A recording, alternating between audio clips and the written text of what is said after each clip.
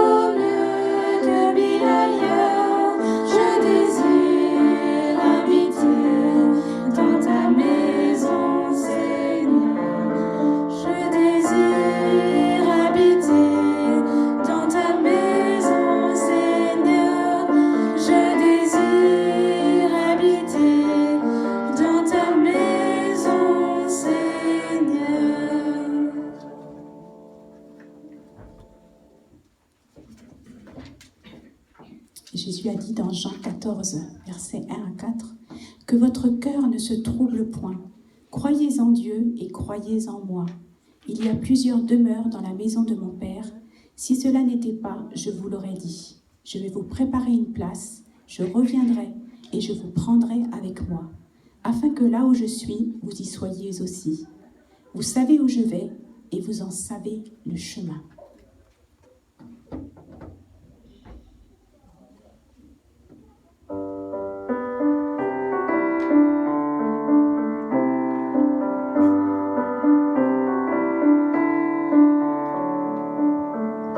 Je loue ton nom éternel, Seigneur, je célèbre ta bonté. Quelle joie tu vis en moi, quelle joie tu viens pour nous sauver. Tu viens du ciel sur la terre, montrer la voie, de la terre à la croix, payer pour moi, de la croix jusqu'au tombeau. Et du tombeau jusqu'au ciel, je loue ton nom éternel. Je loue ton nom éternel. Seigneur, je célèbre ta bonté. Quelle joie tu vis en moi. Quelle joie tu viens pour nous sauver. Tu viens du ciel sur la terre, montrer la voie, de la terre à la croix, payer pour moi, de la croix jusqu'au tombeau, et du tombeau jusqu'au ciel, je loue ton nom éternel.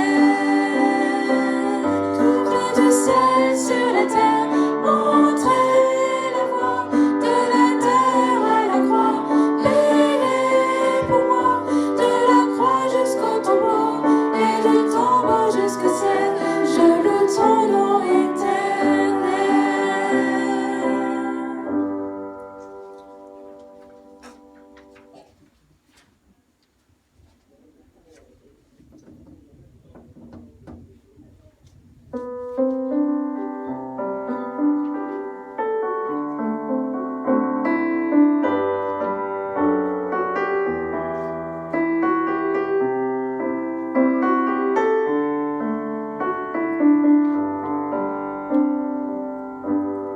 Sans ta lumière, Seigneur, que ferions-nous dans ce monde, perdus au large, dans le brouillard, au gré des vents?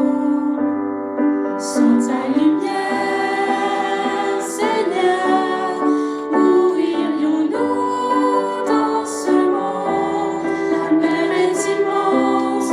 Sans ta présence, que ferions-nous? Comme un phare dans la nuit, tu brilles sur tes enfants, tu nous guides vers le port, au cœur de ton amour. Comme un phare dans la nuit, tu brilles sur tes enfants, tu nous guides vers le port, au cœur de ton amour.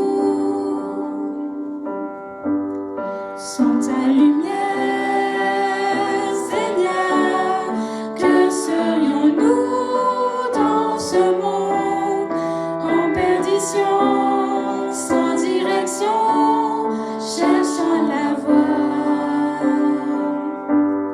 Sans ta lumière, Seigneur, où irions-nous dans ce monde? Que décider, qui écouter, que ferions-nous?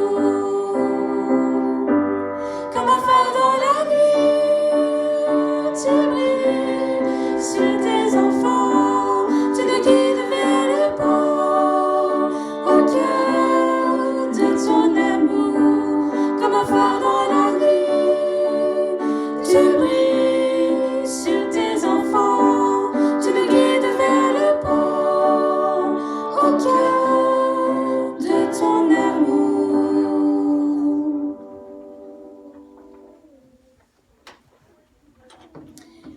Avant de poursuivre, j'aimerais attirer votre attention sur la petite carte de connexion que nous avons dans le bulletin. Si vous souhaitez nous laisser vos coordonnées pour avoir les nouvelles de l'Église, pour choisir une formation ou si vous avez des souhaits, un sujet de prière, vous pouvez la remplir et la mettre dans le panier des offrandes qui passera tout à l'heure. Nous allons poursuivre avec le moment des offrandes et je vous ai choisi un passage dans Job 22, versets 21 à 28. « Attache-toi donc à Dieu et tu auras la paix, tu jouiras ainsi du bonheur. Reçois de sa bouche instruction et mets dans ton cœur ses paroles. Tu seras rétabli si tu reviens au Tout-Puissant, si tu éloignes l'iniquité de ta tente. Jette l'or dans la poussière, l'or d'Ophir parmi les cailloux des torrents, et le Tout-Puissant sera ton or, ton argent, ta richesse. Alors tu feras du Tout-Puissant tes délices. Tu élèveras vers Dieu ta face, tu le prieras, et il t'exaucera, et tu accompliras tes vœux. À tes résolutions répondra le succès, sur tes sentiers brillera la lumière. » Quel beau passage, on a envie d'y croire et de le vivre. Et le Seigneur est notre Tout-Puissant, il est notre or et notre argent, et notre richesse.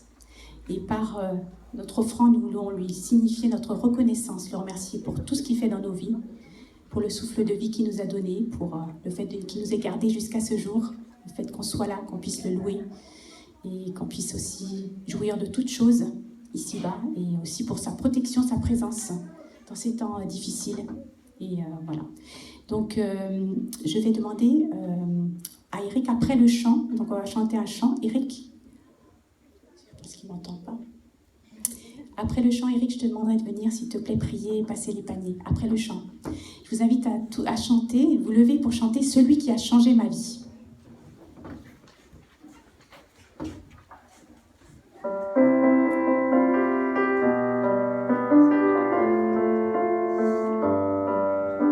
Celui qui a changé ma vie, oui c'est Jésus. Jésus, celui qui a changé ma vie, oui c'est Jésus. Jésus, je l'ai rencontré, lui le ressuscité. Il a changé ma vie, il est vivant aujourd'hui. Celui qui a changé ma vie, oui c'est Jésus. Jésus, celui qui a changé ma vie, oui c'est Jésus. Jésus, lorsqu'il reviendra, tout genou fléchira, chacun reconnaîtra qu'il est vivant, le roi des rois. Celui qui a changé ma vie, oui c'est Jésus. Jésus, celui qui a changé ma vie, oui c'est Jésus.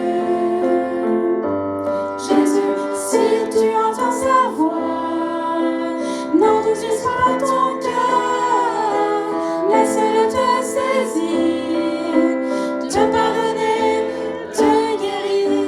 Celui qui a changé ma vie, oui c'est Jésus.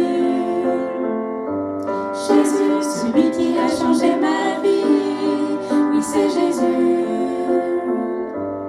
Jésus.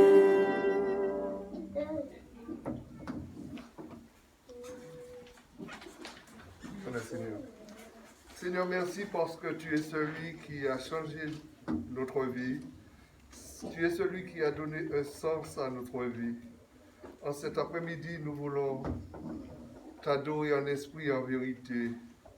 Nous voulons t'élever pour ta grandeur, pour ta puissance, pour ton amour que tu as manifesté en la personne de Jésus. Merci pour ce privilège que nous avons de nous retrouver ensemble, Seigneur, entre frères et sœurs, pour témoigner ta grandeur, mais aussi tout ce que tu as fait dans notre vie. Merci encore pour ta parole que tu nous as laissée, cette parole qui nous fait du bien, qui nous fait grandir, cette parole qui nous éduque, qui nous enseigne et qui nous montre le chemin à suivre. Merci encore aussi pour ce privilège que nous avons de partager autour de nous cette parole, car tu nous as dit le royaume de Dieu est proche. Bientôt tu reviendras nous chercher, afin que là où tu sois, nous y soyons. Nous voulons cet après-midi nous réjouir ensemble parce que tu es tout pour nous. Bénis encore cette Colette. Merci parce que c'est toi qui nous donnes la santé pour nous réveiller chaque matin, pour aller au travail, Seigneur. Merci parce que tu nous as donné une famille, des enfants, tu nous as donné une maison. Merci pour tout. Merci aussi pour la santé physique, la santé morale, la santé spirituelle. Tout cela vient de toi. Seigneur, permets que nous puissions donner en retour avec amour, avec joie, sans contrainte, sans tristesse. Et permets que ton œuvre puisse agrandir. Beaucoup d'âmes soient sauvées dans cette ville de Londres et autour de nous. Que ta parole soit répandue, Seigneur. Oh, merci beaucoup, Seigneur. Merci, merci, mille et mille fois merci. Dans le nom de Jésus et pour sa gloire. Amen.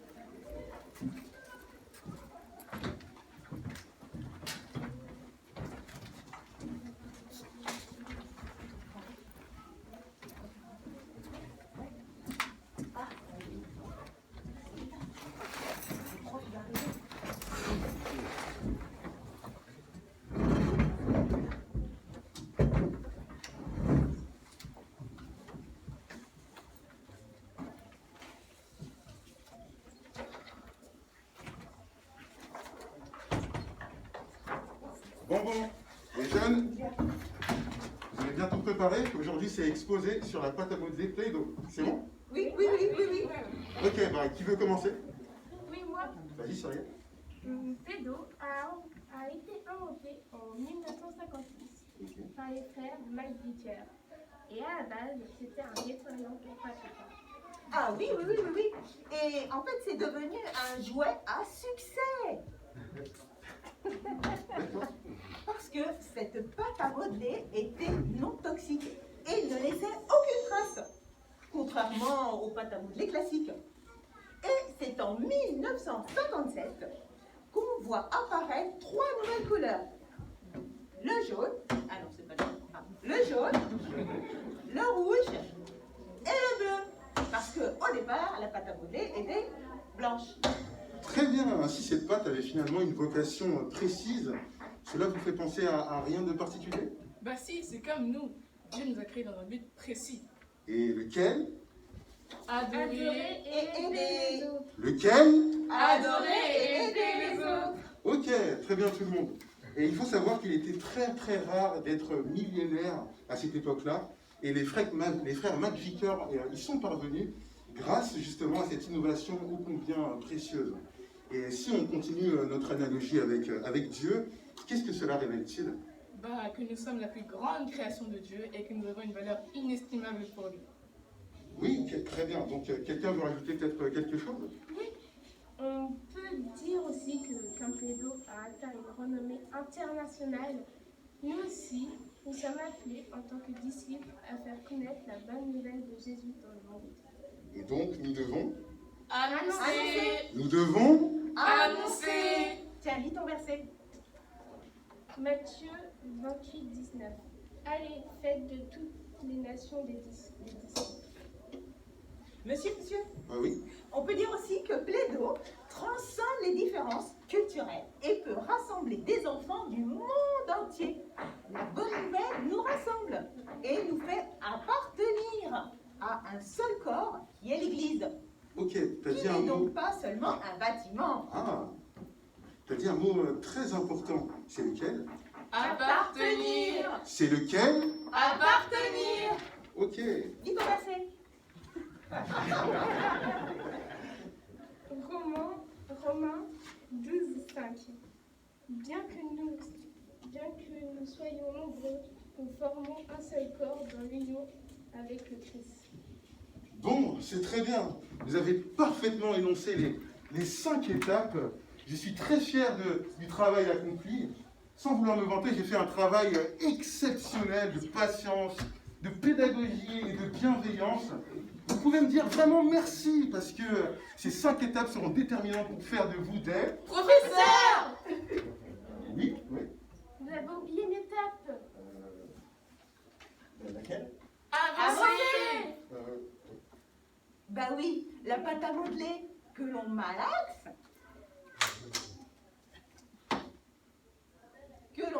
Me fait également penser que Dieu nous façonne et nous modèle pour servir ses desseins.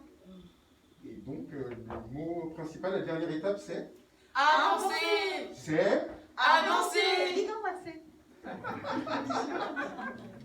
Jean 15, 8. La gloire de Dieu se manifeste quand vous portez beaucoup de fruits. Super.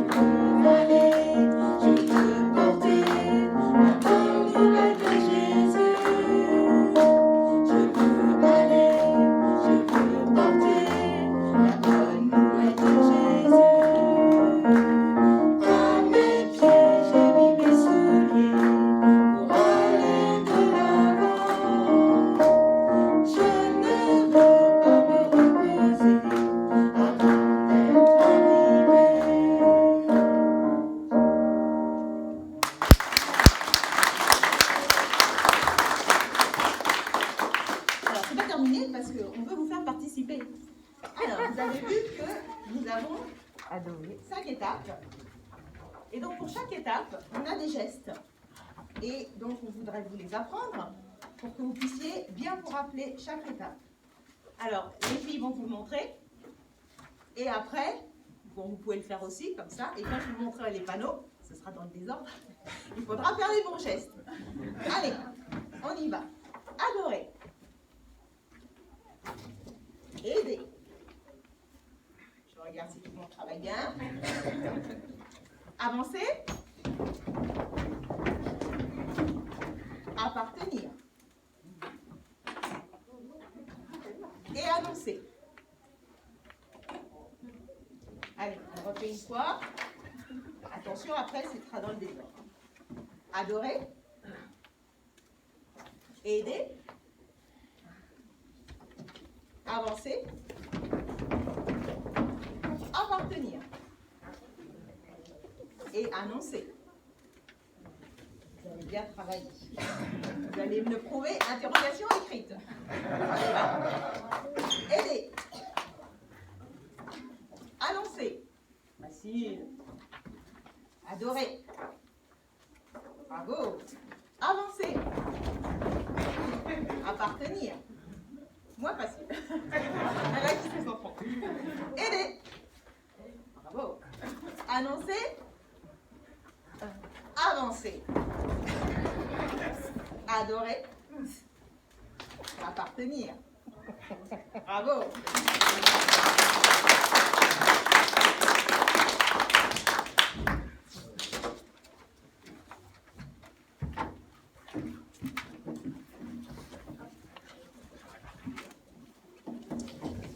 Pour nous motiver tous, nous avançons, nous appartenons, nous adorons tout ça dans un but, c'est nous allons vers la cité céleste. Et pour les enfants, j'ai choisi un chant, Elle est plus belle, ma maison.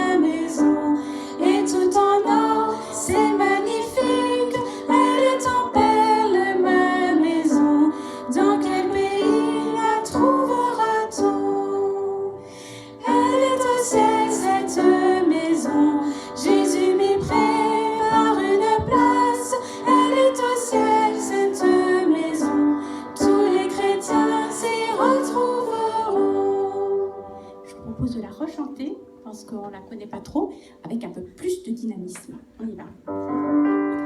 Elle est plus belle ma maison que tous les grands palais du monde. Elle est plus belle ma maison, je vous le dis dans cette chanson.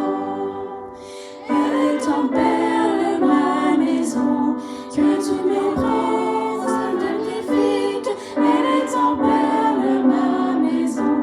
Dans quel pays la trouvera-t-on? Elle est au ciel cette maison, Jésus m'y prépare une place. Elle est au ciel cette maison, tous les chrétiens s'y retrouveront. Alors je vais demander à la monitrice aujourd'hui de nous dire qu'est-ce qu'elle va préparer, qu'est-ce qu'elle fait pour les enfants.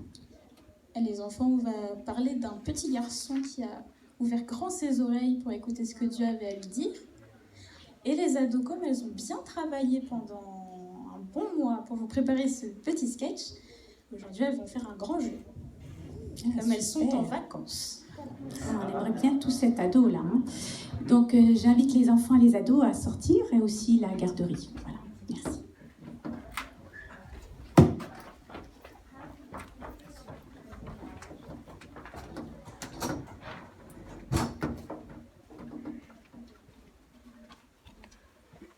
Nouvelle Église, bonjour. Bonjour. Je vois que vous êtes là, c'est super.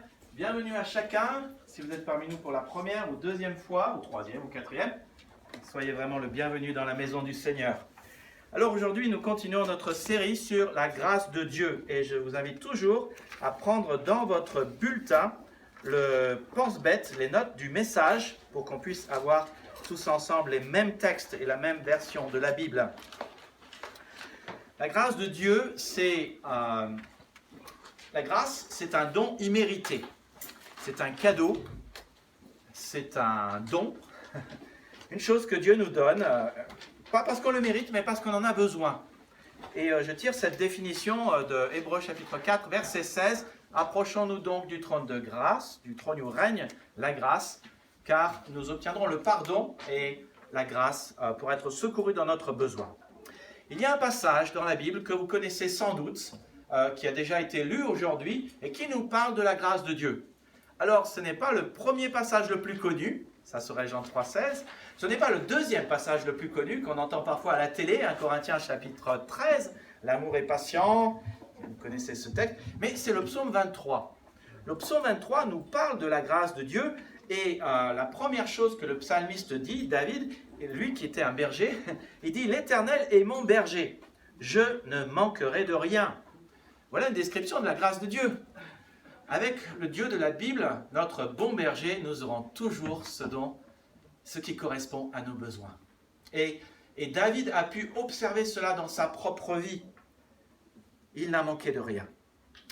Et on lit le verset, tout le chapitre, et tout le chapitre nous parle finalement de cette grâce qui nous accompagne tout au long de notre vie. Et on en vient au verset 6, où David dit, en terminant ce merveilleux texte poétique des psaumes, « Oui, le bonheur et la grâce m'accompagneront tous les jours de ma vie, et je reviendrai ou j'habiterai dans la maison de l'Éternel pour la durée de mes jours. » Et le texte dit jusqu'à la fin de mes jours. En fait, ce que ça veut dire dans l'hébreu, c'est El Olam. Et El Olam, ça veut dire éternellement. Il n'y a pas de fin. Voilà un texte qui nous parle de la grâce de Dieu et du bonheur que Dieu a prévu pour toi et pour moi. Pas simplement pour un jour, mais pour tous les jours de ta vie. Elle te suivra toute ta vie et tu peux l'expérimenter chaque jour de ta vie jusque dans l'éternité et sans jamais cueillir une fin. Alors je vais peut-être vous amuser, mais on considère souvent que la grâce de Dieu, c'est un peu la cerise sur le gâteau.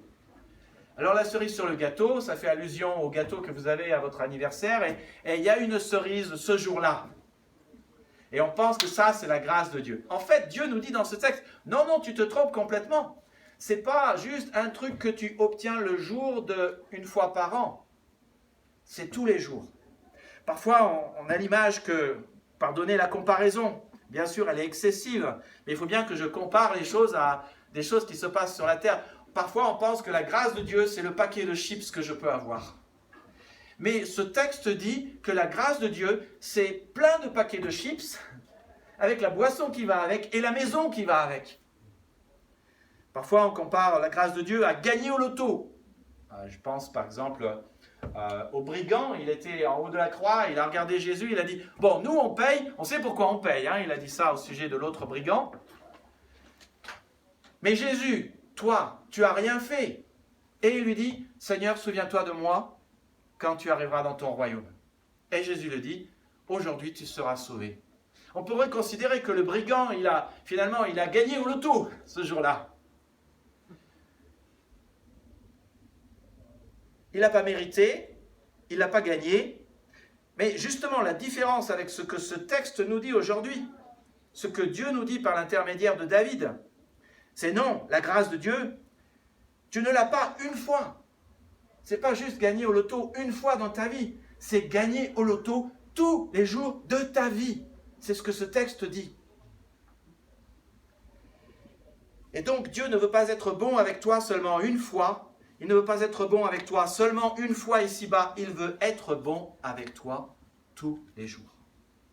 Et la plus grande expression de la bonté, de l'amour de Dieu, c'est que tu peux et tu habiteras, si tu crois dans le Dieu de la Bible comme ton beau berger, tu peux habiter dans la maison de l'Éternel, la maison du Seigneur, dans sa présence éternellement. Dieu ne veut pas être bon avec toi aujourd'hui, il veut être bon avec toi encore, encore et encore. Et pour toujours, pour toujours, pour toujours, pour l'éternité, pour des milliards et des milliards et des milliards d'années. Sans fin. De manière illimitée dans le temps, dans le ciel et dans l'éternité. Et aujourd'hui, j'aimerais qu'on parle de cette notion qui est souvent méconnue, la notion du ciel. Un détail, mais qui a son importance. On en parle souvent, les religions en parlent souvent, mais finalement, la majorité d'entre nous ont du mal à savoir de quelle manière précise. Comment ça va être la vie de l'autre côté dans le ciel? Dans nos églises, même protestantes évangéliques, ce n'est pas toujours si précis que ça. Alors, 3 questions de base aujourd'hui à voir ensemble. Qu'est-ce que le ciel? Comment est-ce que c'est différent? Et qu'allons-nous y faire? D'après la parole inspirée du Seigneur, la Bible. Alors, premièrement, qu'est-ce que le ciel? Qu'est-ce que le ciel? Bonne question. Éphésiens 2, 5 à 7 dit « Nous qui étions morts par nos offenses, Dieu nous a rendus à la vie avec Christ, c'est par grâce que vous êtes sauvés. Il nous a ressuscités ensemble, il nous a fait asseoir ensemble dans les lieux célestes en Jésus-Christ, afin de montrer dans les siècles à venir l'infinie richesse de sa grâce par sa bonté envers nous en Jésus-Christ. Pourquoi est-ce qu'il nous a fait asseoir dans les lieux célestes, comme ce texte dit? Pourquoi est-ce que nous irons? Pourquoi est-ce que tu peux aller au ciel? C'est dit ici, afin de montrer l'infinie richesse de sa grâce. Il veut montrer à tout le monde à quel point il est bon, et il veut te montrer aussi à quel point il est bon, il veut montrer à tout le monde qu'il est tellement bon. Par cela, c'est comme si Dieu est en train de dire, tu vois, je t'aiderai quand tu n'auras plus d'énergie, je serai là pour toi quand tu tomberas, quand tu n'auras plus de force, je te regonflerai, quand tu seras dans le besoin, je serai avec toi, quand tu traverseras les fleuves et le feu, tu te noieras pas, tu te brûleras pas, quand tu auras peur, je te rassurerai, mais je veux que tu vives éternellement après ta mort et que tu expérimentes à quel point je suis bon. Et donc, je te donne un accès illimité à ma grâce, à ma bonté, à mon amour. Plutôt cool, non? Vous seriez d'accord? Alors, qu'est-ce que le ciel? Déjà, il faut le dire, tout ce que vous avez vu à la télé sur le ciel est à peu près faux. Désolé. Aucun livre, aucun film n'ajuste. Vous savez pourquoi? Parce que le ciel est un lieu tellement différent. C'est un lieu inexplicable. C'est incompréhensible pour notre cerveau. Le ciel est à notre capacité mentale ce que l'Internet est à une fourmi. Ça va, c'est clair? C'est un endroit tellement cool et tellement différent que tu ne peux ni le comprendre ni l'expliquer. Je peux juste, à l'aide de la Bible, de la parole du Seigneur, te le décrire un peu aujourd'hui et tu peux juste en avoir un avant-goût sur ça. Et j'espère que ça te donnera envie. Et permets que je te pose une question. Quand tu regardes l'océan, quand tu regardes la montagne, quand tu regardes le soleil qui se couche, qui se lève, les montagnes, les torrents, les cascades, les poissons, les animaux, les oiseaux, tu es là en train de dire « qu'est-ce que je m'ennuie ?» Eh bien, le même Dieu qui a créé ce monde et qui a créé le ciel ne permettra certainement pas que le ciel soit ennuyeux et ennuyant. C'est sûr. Je pense que le ciel sera ce qu'on voit ici-bas de manière complètement différente à la puissance 10 ou 100 ou 1000, tout simplement. Alors, qu'est-ce que le ciel? Je le résumerai en 3 phrases. Et donc, c'est toujours les blancs à remplir dans les notes. D'abord, le ciel est un lieu physique et non un état. Je veux dire, c'est un lieu qui existe réellement et pas un état d'être. Pas un rêve, pas un état, pas une existence, pas une manière de subsister, pas une expression métaphorique comme parfois les gens nous le disent dans un film. Ce n'est pas le nirvana, ce n'est pas comme parfois la théologie protestante libérale dit, qui n'a rien à voir avec la Bible. Je me souviens de quelqu'un qui disait ça à l'enterrement de ma grand-mère, qui disait « Oui, elle vit éternellement, on la conservera éternellement dans notre cœur. » Désolé, mais ça, c'est pas ce que Jésus dit. Hein? Ah non, c'est pas ça. Quand Jésus parle du ciel dans Luc 16, il parle du séjour des morts. Il y a un bon côté dans le séjour des morts et il y a un mauvais côté dans le séjour des morts. Le ciel, c'est le sein d'Abraham. Et quelques chapitres avant, Luc 16, je crois que c'est Luc 11 à vérifier, mais Jésus dit clairement que le sein d'Abraham, c'est le royaume de Dieu. Et le royaume de Dieu, c'est le ciel. Et donc, le riche qui est du mauvais côté, parce qu'il ne croyait pas en Dieu, souffre atrocement. Et Lazare est consolé de tous ses maux. Mais c'est un lieu réel. Jésus en parle dans Jean 14. Il dit à ses disciples, « Il y a plusieurs demeures dans la maison de mon Père. Si cela n'était pas, je vous l'aurais dit, je vais vous préparer une place, et lorsque je m'en serai allé et que je vous aurai préparé une place, je reviendrai et je vous prendrai avec moi, afin que là où je suis, vous y soyez aussi. » Note que la maison du Père dont Jésus parle, c'est la maison de l'Éternel dont David parle. La même. David, dans le psaume 23, ne parle pas du temple, parce qu'il ne peut pas être dans le temple de Dieu de manière éternelle ici-bas, puisqu'il n'est pas éternel, David. Enfin, il allait quitter cette terre et rejoindre Dieu ensuite. La maison du Père, la maison de l'Éternel, c'est un synonyme pour le ciel, et toute la Bible dit que Jésus-Christ est monté au ciel, et Jésus ici nous parle de la maison du Père, donc la maison du Père, c'est le ciel. D'autres textes de Corinthiens 12 montrent clairement que le ciel égale le paradis. Et paradis et ciel égale royaume des cieux. l'endroit où Dieu règne.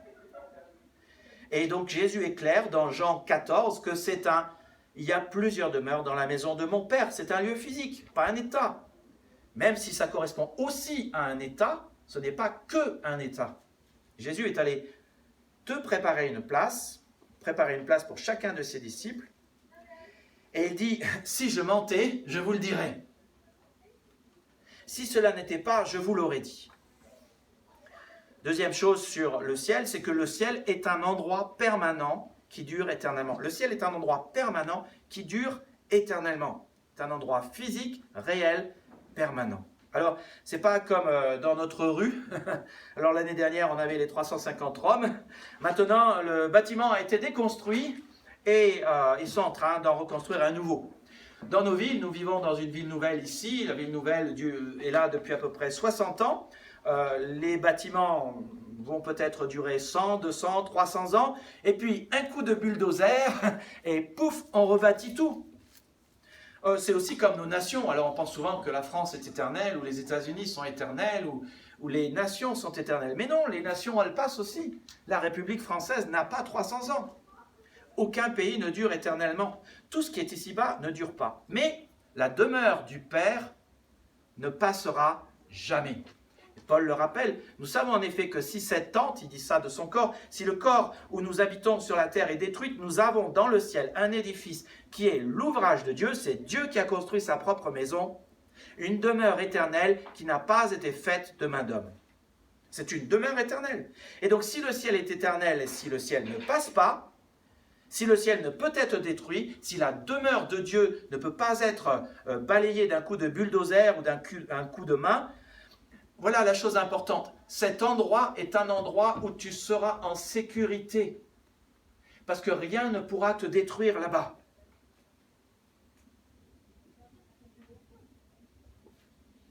C'est un endroit où tu peux te réfugier, un endroit qui vaut la peine d'y être parce qu'il te garantit de la destruction et des choses qui passent.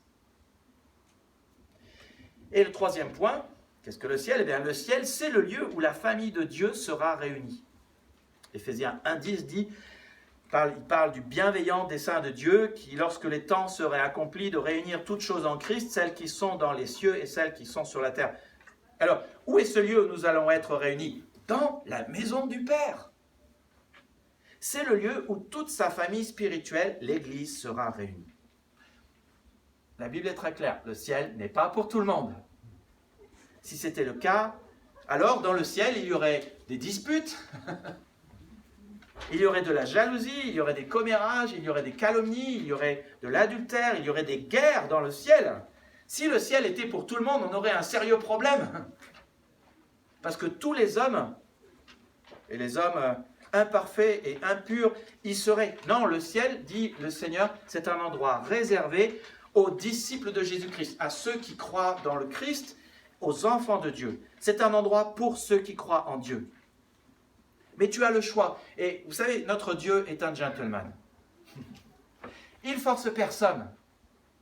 La porte du royaume des cieux et la porte du royaume aujourd'hui est ouverte. Et chacun encore peut se repentir et y aller. La Bible est claire que chacun de nous a le choix. Tu as le choix d'en faire partie ou non. Et Dieu invite chacun à y aller. Mais tout le monde ne va pas y aller parce qu'il y a une condition à remplir. Il y a plein de gens sur cette terre qui trouveraient complètement illogique quand ils arrivent au ciel et qui frappent à la porte. Il y a toujours ce mythe de Pierre est là et il va décider s'il va ouvrir la porte pour vous ou pas. Ça, c'est un mythe. C'est pas ce que la Bible dit. Mais chacun de nous trouverait illogique que Pierre dise « non, je ne vais pas te laisser rentrer parce que tout le monde aimerait aller au ciel. » Sauf que Dieu, ici-bas, nous a souvent envoyé des messages pour nous expliquer comment faire pour y aller. Et souvent, l'homme, à maintes reprises, a dit « Mais je n'ai pas le temps, mais j'ai quelque chose de plus important à faire. » Ouais, mais Dieu, si tu existais, tu ne ferais pas tout ce mal ici-bas sur terre. Ça, c'est une pensée intéressante, parce que Dieu est bon, alors le mal, il vient d'où? Mais l'homme refuse et l'homme refuse. Et quand l'homme arrive au ciel, et que l'homme aimerait bien pouvoir entrer au ciel, Dieu lui dit, écoute, toute ma vie, tu n'as pas voulu de moi, donc je pense qu'en fait, tu n'es pas bien dans ma présence, donc je vais respecter ton point de vue. Tu vois, c'est ça le truc. Nous avons un Dieu qui nous respecte. Tu as le choix d'en faire partie ou non. Dieu invite chacun d'y aller, mais tout le monde ne va pas y aller parce qu'il y a cette condition à remplir qui est d'accepter que le Dieu de la Bible soit votre bon berger. D'accepter la grâce de Dieu, d'accepter son pardon, de réaliser que tu ne peux pas aller au ciel par tes propres efforts. Le ciel est un lieu parfait et saint, et donc à partir du moment où les hommes arrivent au ciel, il faut qu'ils soient parfaits et saints. Et aucun de nous n'est parfait et saint. À la 10e seconde après que nous soyons nés, nous n'étions déjà plus parfaits et saints. Et donc personne d'entre nous ne peut rentrer au ciel. Et donc il faut un plan. Et la Bible est très claire qu'aucun de nous ne peut acheter son salut et ne peut arriver à être parfait et saint par lui-même. Aucun. Alors Dieu a dit, je vais venir avec un plan qui marche à tous les coups. Je vais envoyer mon fils Jésus-Christ. Et Jésus a été un peu comme l'agneau que Dieu a envoyé pour que Abraham n'ait pas eu à sacrifier son fils. C'est cela qu'est Jésus. Il est l'agneau qui ôte le péché du monde pour que tu ne sois pas sacrifié et que tu puisses non pas mourir, mais aller au ciel. La Bible dit aussi dans Apocalypse 21-27, « Il n'entrera chez elle, la Jérusalem céleste, rien de souillé, ni personne qui se livre à l'abomination et au mensonge, il n'entrera que ceux qui sont écrits dans le livre de vie de l'agneau. » Et la question est comment avoir son nom écrit dans le livre de vie. Jésus le dit dans ce même passage de Jean 14, où il parle de ce qu'il va nous préparer une place. Il dit, Priscilla a montré le texte tout à l'heure, c'est intéressant. Jésus dit, vous connaissez le chemin, je m'en vais vous préparer une place. Vous connaissez le chemin. Et Thomas dit, le chemin vers où? Le chemin vers la maison du Père. Vous connaissez le chemin? Et il dit, non, on ne connaît pas le chemin, il faudrait que tu nous expliques. Jésus dit, c'est là je vois si vous connaissez vos Bibles. Jésus dit, je suis le chemin, la vérité et la vie. Jésus est le chemin, exactement. Jean 14, 6. Il est le chemin au Père, il est la vie et il est la vérité. Et il est les trois et il est totalement les trois. Et il a prouvé qu'il ne ment pas. Il a prouvé qu'il est la vie. Il a ressuscité 3 personnes différentes et il est ressuscité lui-même. Il a prouvé qu'il est la vérité parce qu'il a dit qu'il est le chemin. Et il reviendra à la fin des temps. Et ça, c'est intéressant parce que même les musulmans croient que Jésus reviendra à la fin des temps. Alors, si on dit que Jésus ne serait pas vraiment mort et pas vraiment ressuscité, ça voudrait dire qu'il est resté un homme. Et s'il est resté un homme, comment ça se fait qu'à la fin des temps, Jésus revient? Expliquez-moi ça. Et Jésus dit tout simplement que celui qui croit en lui, Jean 3, 36, a la vie éternelle. Mais tu dois choisir. Dieu ne force personne. Alors ça, c'est qu'est-ce que le ciel? C'est donc un lieu physique et non seulement un état d'être. C'est un endroit permanent qui dure éternellement. Et c'est le lieu où la famille de Dieu sera réunie. Maintenant, parlons de comment est-ce que le ciel est-il si différent de la terre?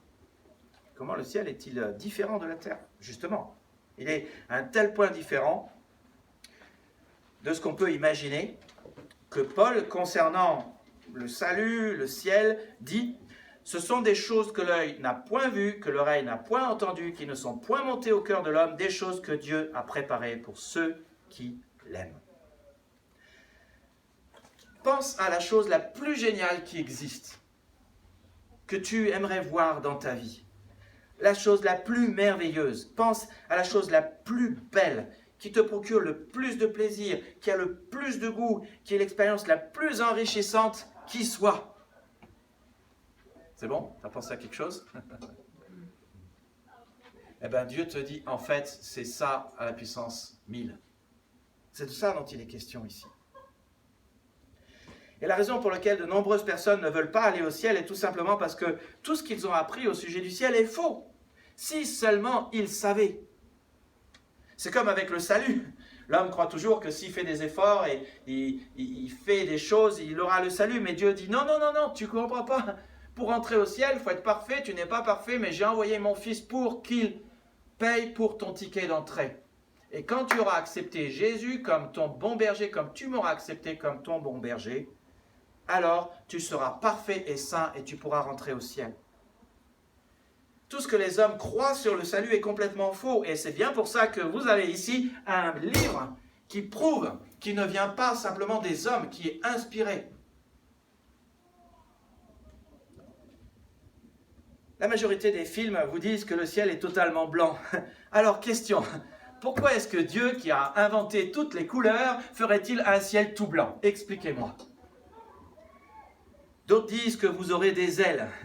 Mais il n'y a rien dans la Bible qui montre que, par exemple, Lazare ou les saints dans l'Apocalypse, dans la présence de Dieu, auront des ailes.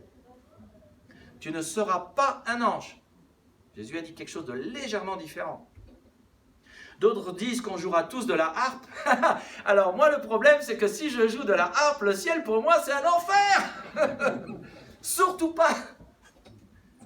Le ciel ne sera en aucune manière ce que tu vois dans les films. C'est difficile de décrire le ciel tellement il est différent de tout ce qu'on connaît. Peut-être qu'il est plus facile de dire ce que le ciel n'est pas. Et en fait, c'est exactement ce que Dieu fait dans sa parole. Il nous donne un avant-goût, et il a donné cet avant-goût à Jean, le prophète Jean, le disciple Jean, en même temps cousin de Jésus, dans l'Apocalypse. Apocalypse veut dire révélation. Ce qui est caché et révélé. Alors, c'est négatif, mais vous savez, parfois, c'est ça qui est intéressant avec notre Dieu. Parfois, il est négatif pour nous faire comprendre des trucs positifs. Et ça, c'est un Dieu génial. Et dans l'Apocalypse 21, Dieu donne 9 choses qui ne seront pas au ciel. Et elles s'affichent à l'écran. D'abord, Jean dit « Je ne vis point de temple dans la ville, car le Seigneur Dieu Tout-Puissant est son temple. » Il dit clairement, pas de temple dans le ciel. Pourquoi?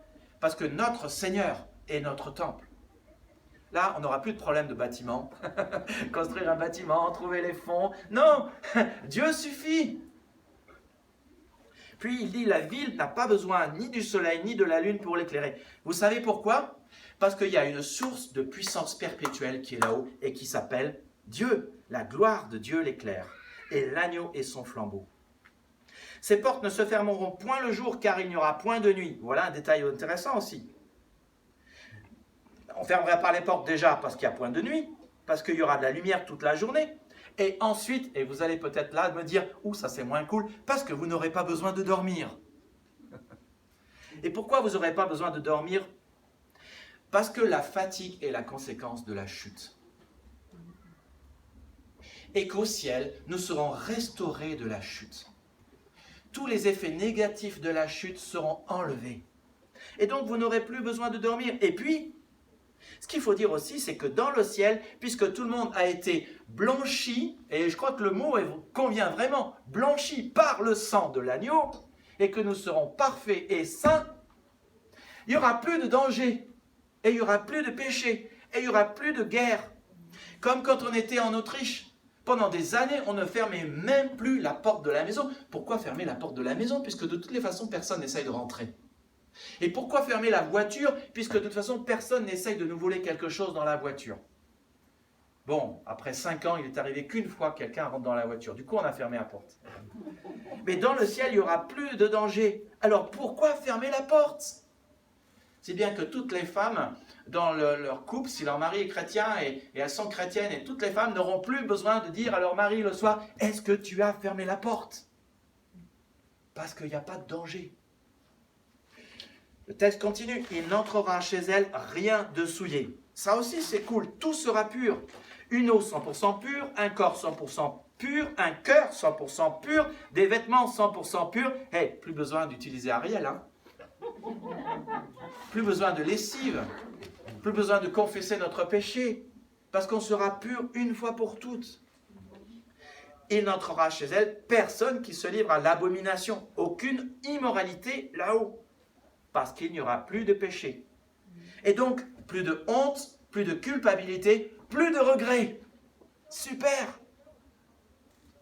Pourquoi? Parce que tout est une question d'environnement. L'environnement, c'est l'amour et la sainteté de Dieu. Il n'entrera chez elle personne qui se livre au mensonge. Tout le monde dira la vérité. Tu ne pourras plus mentir. Parce que tous ceux qui sont là-haut diront la vérité et sont disciples de celui qui est la vérité, mais aussi parce que la capacité de pécher t'est enlevée au moment de la rédemption. Le jour où Jésus-Christ revient pour nous prendre avec lui, il est dit que nous serons tous transformés à son image, à sa gloire. Et puis au début du chapitre 21, Apocalypse 21, au verset 4, nous lirons « Il essuiera toute larme de leurs yeux ». Parce que la mort ne sera plus, mais aussi les conflits ne seront plus, les maladies ne seront plus, il n'y aura plus ni deuil, ni cri, ni douleur, car les premières choses ont disparu.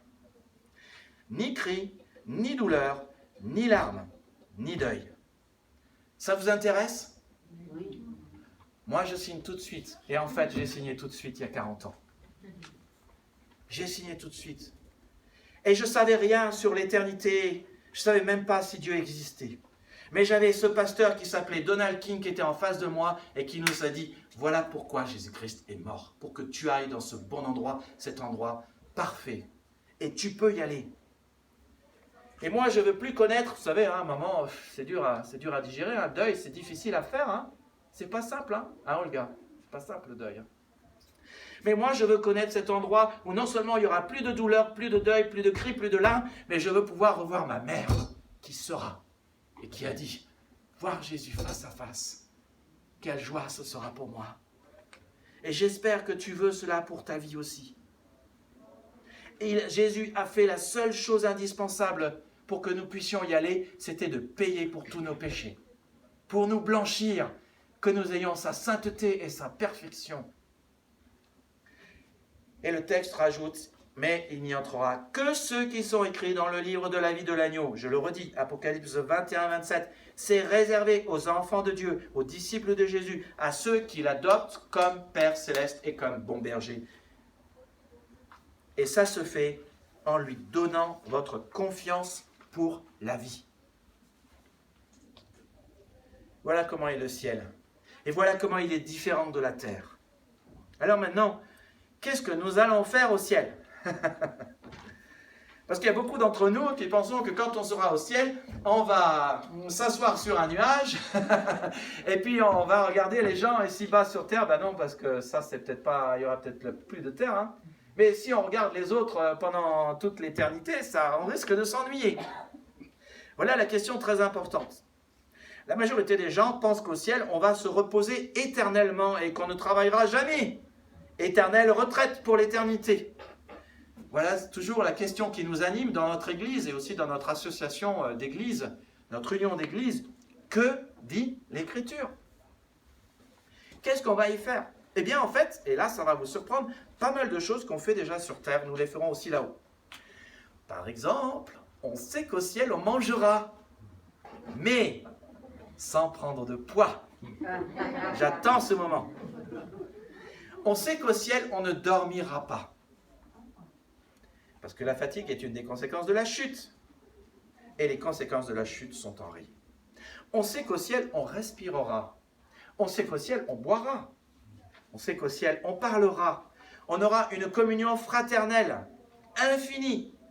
Nous qui appartenons au peuple de Dieu. On pourra également se relaxer, prier, chanter, sans jamais faire une fausse note. Nous savons que Dieu a créé chacun de nous pour 5 raisons. Alors voyons voir.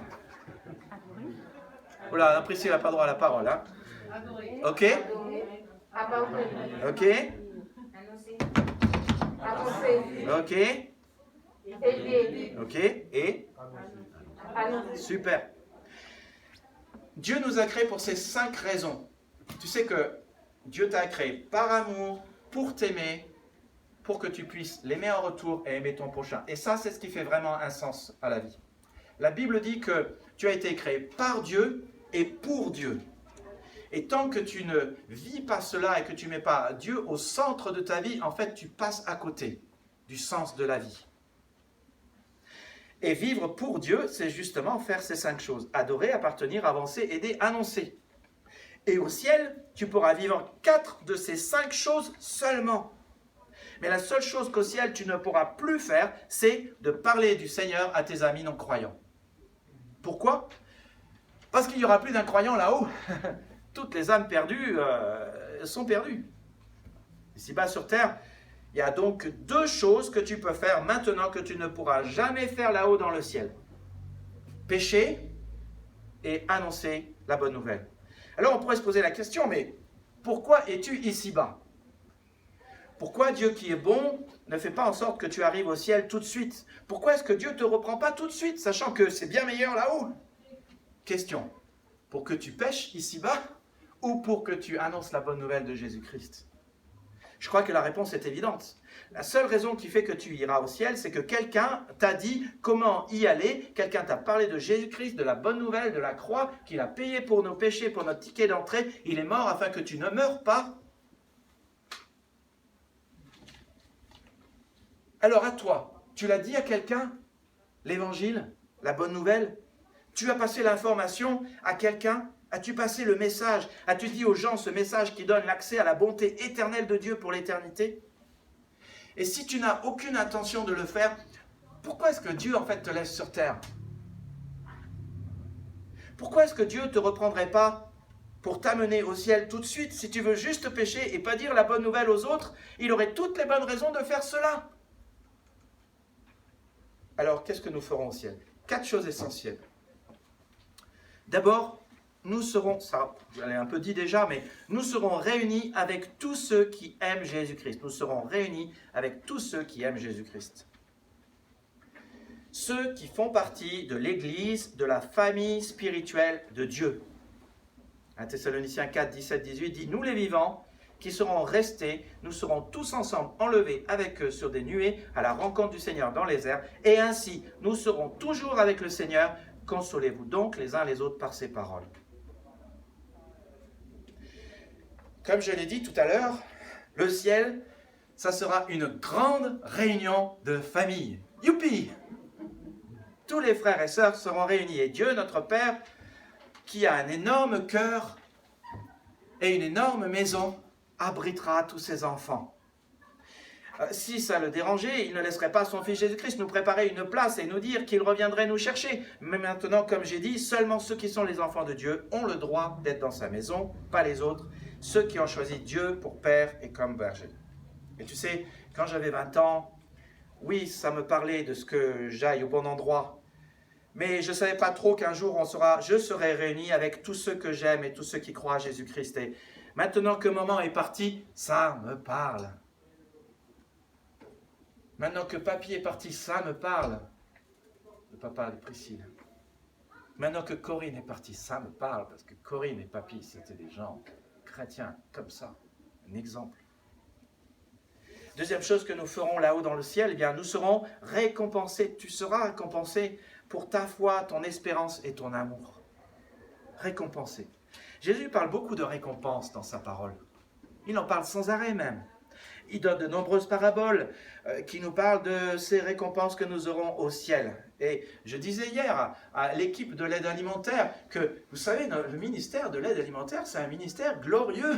Vous avez bien tort de ne pas en faire partie. En fait, on a très exactement besoin de vous pour l'été, pour la distribution, mais aussi pour l'enlèvement, particulièrement dans les 3 dernières semaines de juillet. Mais Jésus a dit, si tu donnes une coupe d'eau fraîche à un petit enfant et tu le fais au nom de Jésus-Christ, alors je te récompenserai. C'est ce que nous faisons. À nous les récompenses. Si tu donnes une coupe d'eau, que tu vas visiter quelqu'un, ou que tu donnes des vêtements, ou que tu vas visiter quelqu'un qui ne peut plus venir à l'église, que tu fais le bien, Jésus dit, tu auras une récompense. Alors, maintenant, permettez que j'établisse la distinction entre salut et récompense, parce que souvent, les choses sont mélangées dans la tête des gens. Le salut te donne l'accès au ciel, les récompenses te sont données au ciel. Le salut est par la grâce, c'est une faveur imméritée parce que Jésus a payé pour cela. Tu ne peux pas mériter, tu ne peux pas travailler pour avoir au ciel. Mais les récompenses sont les choses que Dieu te donne parce que tu fais le bien. Les récompenses, c'est Dieu qui dit « Waouh, t'as bien fait et je te donne un point. » Ou je te donne une image. En fait, très exactement, la Bible nous parle de couronne. Couronne incorruptible. Tu peux facilement gaspiller ta vie ici-bas ou l'investir. Tu peux la dépenser facilement pour toutes sortes de choses. Tu peux l'investir dans quelque chose qui va durer. Justement, une couronne incorruptible. Et la question, c'est pourquoi cours-tu?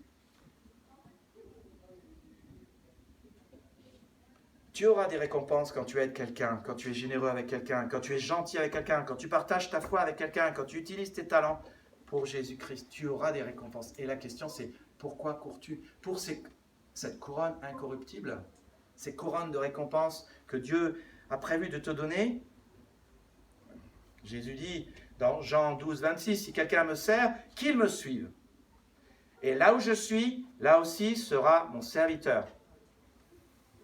Si quelqu'un me sert, le Père l'honorera. C'est exactement ce que Dieu fera avec les couronnes et les récompenses. Hébreux 10, 35, 36 dit, vous vous souvenez, ça c'était le message de sortie de confinement l'année dernière.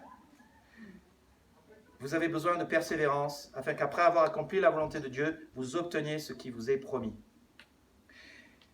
Il est question là aussi de récompense pour ta persévérance, pour ces moments où tu as eu envie d'abandonner, mais tu ne l'as pas fait. Ces moments où tu as eu envie de quitter ton mariage, mais tu ne l'as pas fait. Ce moment où tu as eu envie de quitter le travail, mais tu ne l'as pas fait. Ce moment où tu as eu envie de dire « j'en ai marre, je quitte », mais tu ne l'as pas fait. C'est de ça dont il est question là. Donc, nous serons réunis avec tous ceux qui aiment Jésus-Christ, nous serons récompensés pour notre foi, notre espérance et notre amour. Et voilà maintenant, peut-être une chose qui va vous surprendre, tu feras un travail que tu aimes. Tu feras un travail que tu aimes. La majorité d'entre nous sont étonnés parce qu'on pense qu'on ne va plus travailler là-haut. Pourquoi? Parce qu'on pense travail égale fatigue. Or, je serai dans le repos éternel. Et on pense que ça veut dire qu'on ne travaillera pas. Mais Dieu vous donnera une responsabilité qui vous correspond. Dieu sait d'ailleurs bien mieux que vous ce qui vous correspond. Parce qu'il connaît vos talents, vos passions, vos dons, vos expériences, votre culture. Il sait ce que vous aimez faire et il sait ce que vous aimez faire et que vous faites bien. Et ça, c'est cool. Et donc, puisque vous serez dans un lieu parfait, vous aurez un emploi parfait et un employeur parfait. Matthieu 21-25 raconte les paraboles des talents. Et vous connaissez ces paraboles sans doute, et je vous invite toujours à les relire. Ce sont des paraboles intéressantes et qui nourrissent notre réflexion, notre méditation, notre vie ici-bas sur terre, notre vie avec le Seigneur. Son maître, c'est-à-dire le maître du serviteur, dit au premier serviteur qui a fait fructifier son talent, dit « C'est bien, bon et fidèle serviteur, tu as été fidèle en peu de choses, je te confierai beaucoup. » Tu peux souligner cette expression. Entre dans la joie de ton maître. Tu vois, selon ce que tu fais ici-bas avec les choses que Dieu t'a données, si tu l'utilises pour le Seigneur, alors ça multiplie et quand tu arriveras au ciel, Dieu te dira « Je te confie beaucoup maintenant ». Dans la parabole équivalente de Luc 16, le maître dit « Tu as été fidèle à peu de choses, reçois le gouvernement de 10 villes. » Alors je crois que dans Matthieu on nous parle de talent, dans Luc on nous parle de mine, mais en fait c'est la même parabole. Et puis après il dit « Toi aussi sois établi sur 5 villes. » Et souligne aussi ces choses, « Je te confierai le gouvernement de 10 villes. » Il y a quelqu'un qui connaît SimCity ici? SimCity c'est un jeu cool, et moi j'adorais ce jeu parce qu'on peut construire une ville. Et un jour, je me suis dit, mais moi, j'aimerais bien gérer une ville. C'est marrant de gérer une ville. C'est exactement ce dont Jésus parle ici. Alors, je sais qu'on prend souvent ces textes et on dit, ouais, mais en fait, Jésus, il est en train de parler, on pense talent, donc on pense tout de suite don. Et tout le monde parle de capacité humaine à faire des choses dans l'église. Mais non, un talent et une mine, c'est un gros paquet de fric. Jésus était terre à terre et Jésus est juste en train de dire que si tu utilises à la fois ton argent et ce que Dieu t'a confié ici-bas pour lui, alors ça fructifie et tant que tu arriveras de l'autre côté, Dieu te confiera davantage, voire il te confiera même la gestion de ville. C'est de ça dont Jésus parle ici. Pas de questions de compétences, de dons, de talents, mais des questions de gérer et d'utiliser pour le service de Jésus-Christ ce qu'il nous a confié. Ça concerne notre argent, mais tout le reste aussi, et bien sûr c'est une excellente raison pour reconnaître et adorer le Seigneur avec notre dîme, une dîme pleine et entière, et pas simplement un pourboire pour le garçon de café. Je l'ai dit souvent, et vous savez que ça correspond à ce qui est au cœur même de ce que nous croyons ici. La vie ici-bas est une préparation pour l'éternité. Tu te souviens du livre « Pourquoi je suis sur terre », un livre important et fondateur pour notre Église, pas plus important que la Bible, hein.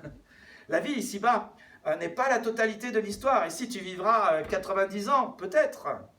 Mais la vie ici-bas, c'est l'école maternelle avant la suite.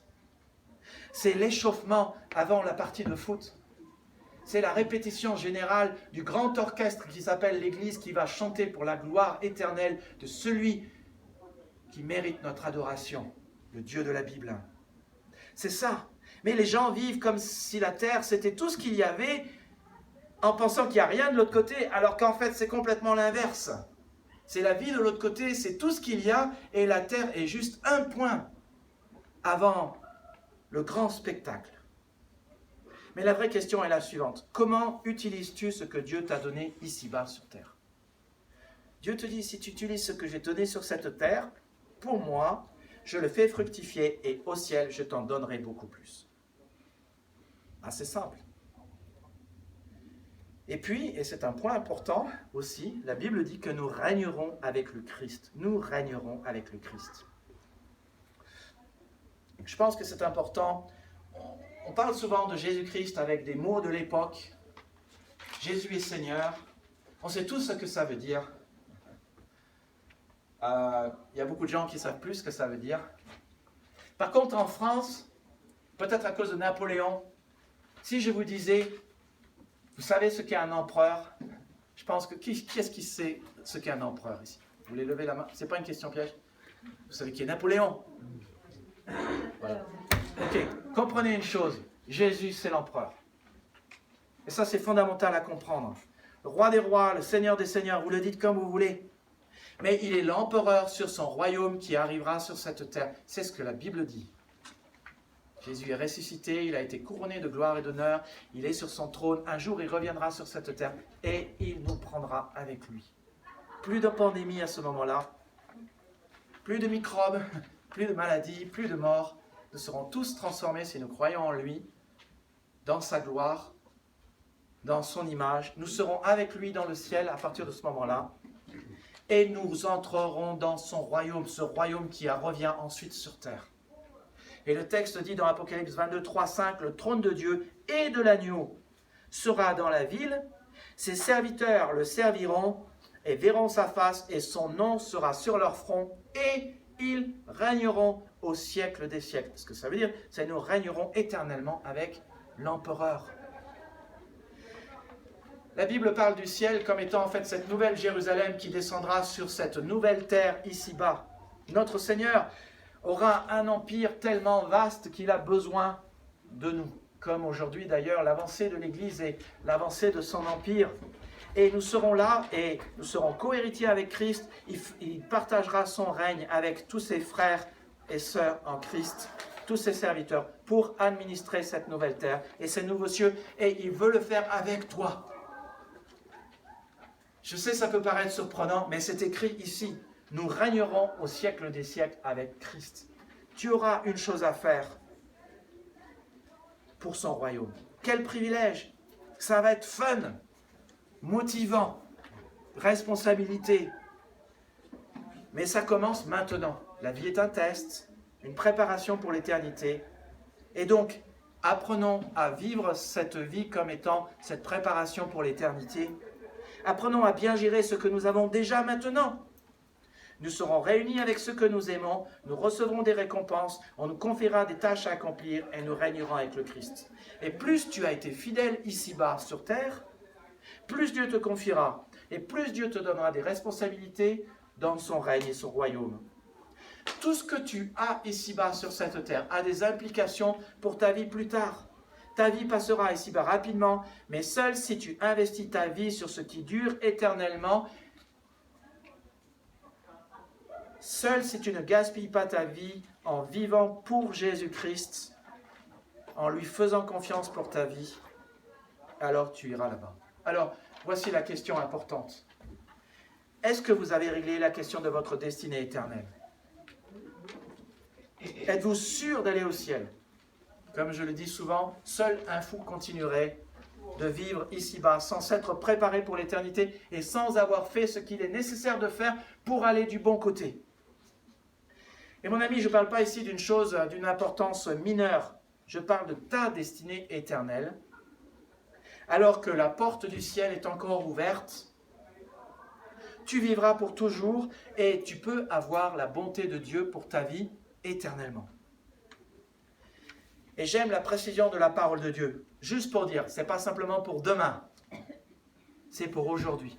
Parce que la vie éternelle, c'est jouir de la bonté de Dieu parce que j'ai Dieu dans ma vie. Et la Bible dit, Jean 3,36, celui qui croit a la vie éternelle. Ce n'est pas simplement pour demain, c'est pour aujourd'hui.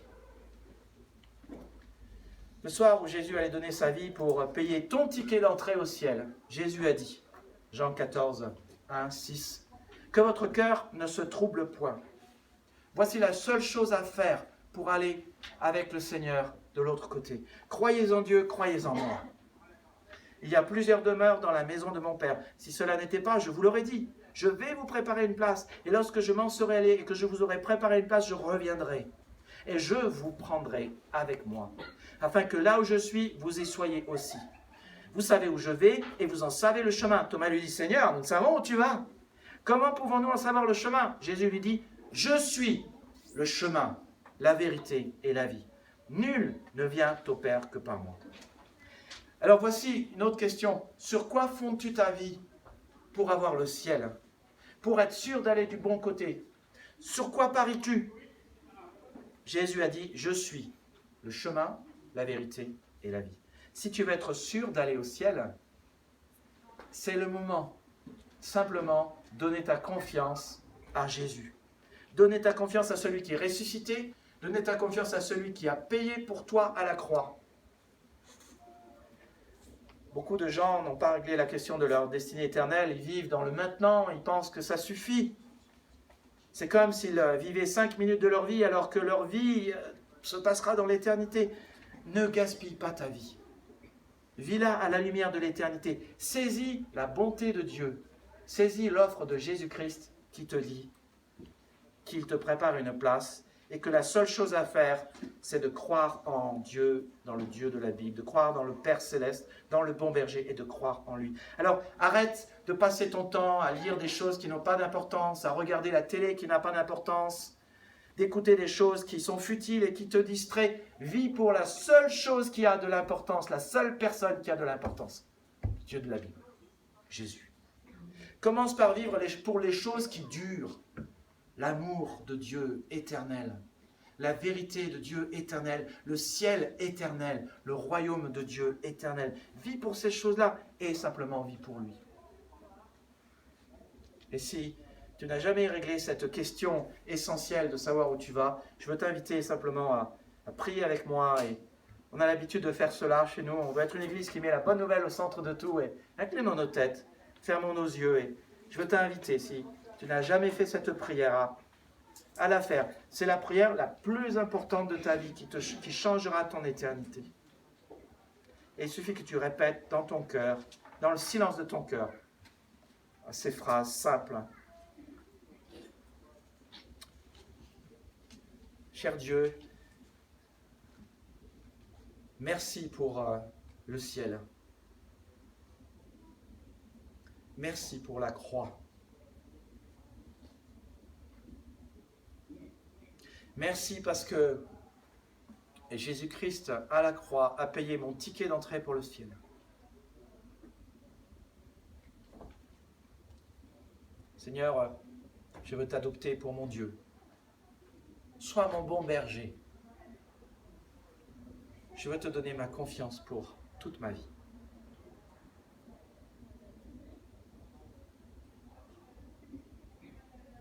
Sois mon sauveur et mon Seigneur. Sois mon empereur, mon Dieu. Si vous avez fait cette prière pour la première fois, je veux toujours prier pour vous. Je veux vous inviter à lever la main, simplement dire, j'ai fait cette prière, je veux prier pour vous. Merci Seigneur pour ces mains levées. Merci pour ce salut si merveilleux.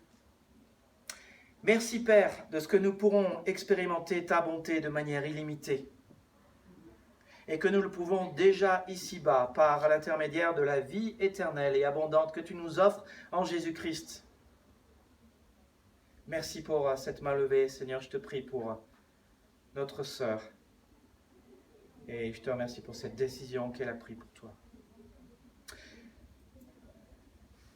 Je te prie, Seigneur, qu'elle puisse déjà goûter à ces grâces, déjà voir que dans sa vie, Seigneur, tu déverses ta grâce illimitée et tu veux lui faire que du bien, qu'elle puisse l'expérimenter chaque jour.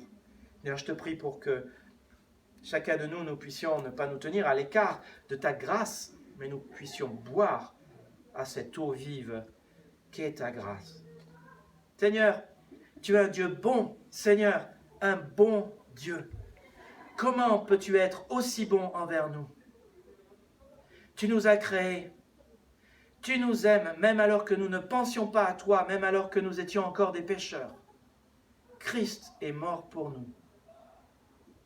Et parce qu'il a payé pour notre péché, nous sommes pardonnés. Merci Seigneur de ce que tu nous as offert de faire partie de ta famille. Merci Seigneur de ce que nous en sommes. Continue Seigneur de nous diriger et donne-nous un cœur sensible à la direction de ta voix, la direction de la voix de ton esprit. L'affection de la chair, c'est la mort. Mais l'affection de l'esprit, c'est la paix et la joie. Merci Seigneur pour cette paix et joie et règne qui est pour nous. Merci de ce que nous irons dans cet endroit où il n'y aura plus ni deuil, ni cri, ni larmes, ni souffrance, ni calomnie, ni accusation, ni blâme, dans ce lieu parfait. Et merci notre Père Céleste, parce que tu es un bon Père et tu nous y attends et tu nous enverras ton Fils Jésus-Christ qui reviendra nous chercher le jour de l'enlèvement de l'Église. Seigneur, nous nous inclinons devant toi. Quel Dieu bon tu es. Seigneur, nous nous prosternons. Nous ne sommes pas dignes de toi. Mais merci parce que tu connais notre condition. Tu sais que nous sommes fragiles. Tu connais que tu sais que notre cœur est d'une pâte qui est fragile. Tu sais que nous sommes comme des vases de terre. Et tu es venu à notre secours par le salut et la rédemption et par le ciel que tu nous as ouvert tout grand. Seigneur, reçois notre reconnaissance éternelle. Amen. Amen. Si vous prenez avec moi votre bulletin, donc vous avez toutes les annonces qui sont là. J'aimerais vous demander de réserver une date, le samedi 26 juin, de 18h à 19h30, nous aurons 2 baptêmes, Fernando et Clausel, qui se sont baptisés. Nous avons la joie de vous annoncer leur baptême. C'est une bonne nouvelle et ça se fera à l'église protestante évangélique de Champs-sur-Marne, l'église où j'étais pasteur pendant 16 ans. C'est 1 et 3, allée des Marguerites, entrée par l'avenue du Général de Gaulle. Notez ce détail super important, parce qu'il faut vraiment rentrer par le bon endroit là-bas pour y être. Et le baptême sera suivi d'une collation, voire avec Priscille. Je vais inviter Priscille et John à venir me rejoindre, s'il vous plaît.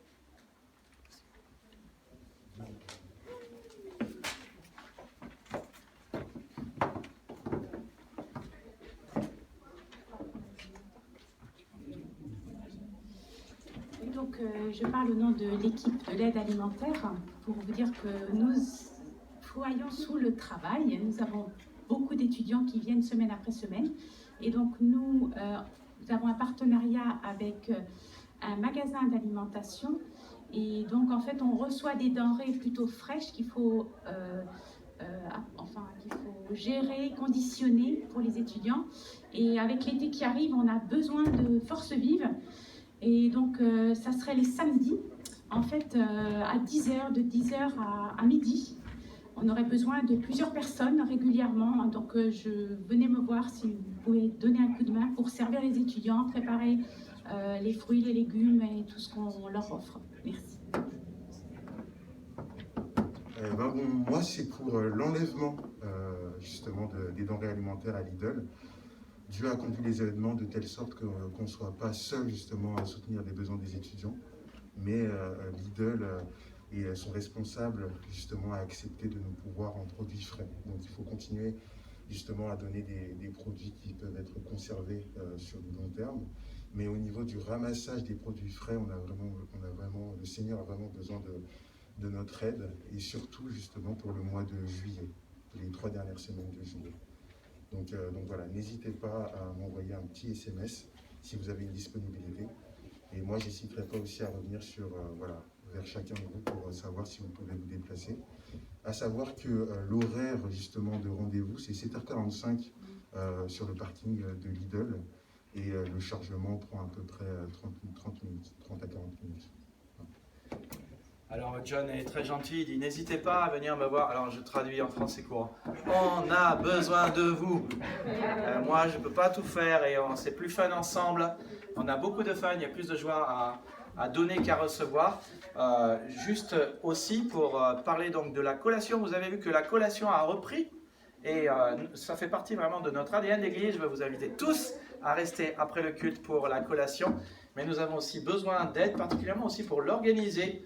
La semaine prochaine, Priscille et moi, nous ne sommes pas là. Merci de ne pas m'envoyer des SMS et de ne pas m'appeler. J'ai besoin de repos. J'ai besoin de repos, ok? Et je veux bien que vous priez pour moi aussi. Mais on n'est pas là. Il faut que les choses aussi, que ce ne soit pas simplement Priscille et Nicolas qui fassent les choses, mais que vous puissiez aussi les faire. Donc on a besoin d'une personne, au minimum une personne qui aide, et aussi que vous puissiez amener des affaires régulièrement, un peu de nourriture. On n'a pas besoin de faire un grand festin, un peu de nourriture, un peu de boisson, de l'eau. C'est jamais en trop. Voilà, je vous invite à vous lever pour chanter tous ensemble.